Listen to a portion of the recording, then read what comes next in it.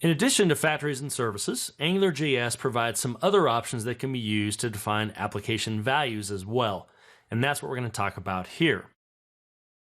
Now earlier you saw that a module can be used to create a lot of different things ranging from routes over to controllers, and then we've obviously looked at factories and services.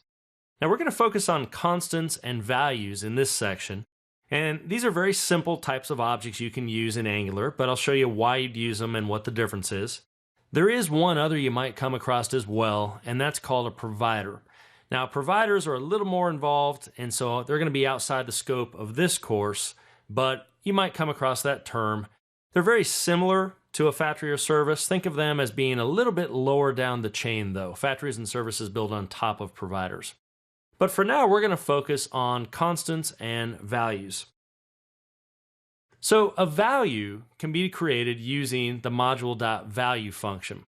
Now what this does is allows you to provide a centralized area to put things like simple string values or other types of objects, but it's really a key and a value. So in this case, we're going to say for our module customers app, I'm going to define a value called version. You're going to see that is actually what can be injected into controllers and things, and the value is going to be 1.0. Now we also have something called a constant that can also be created through our module, but notice instead of the value function, we use the constant function.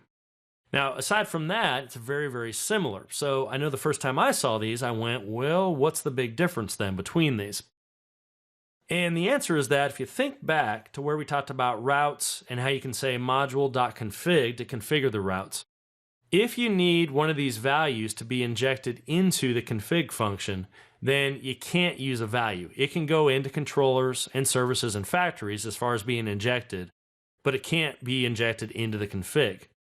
Now, a constant can be injected into the config, so you can inject it and get access to it a little bit earlier in the life cycle, and it's certainly not something I use very much, but there may be times in your app where that comes in handy.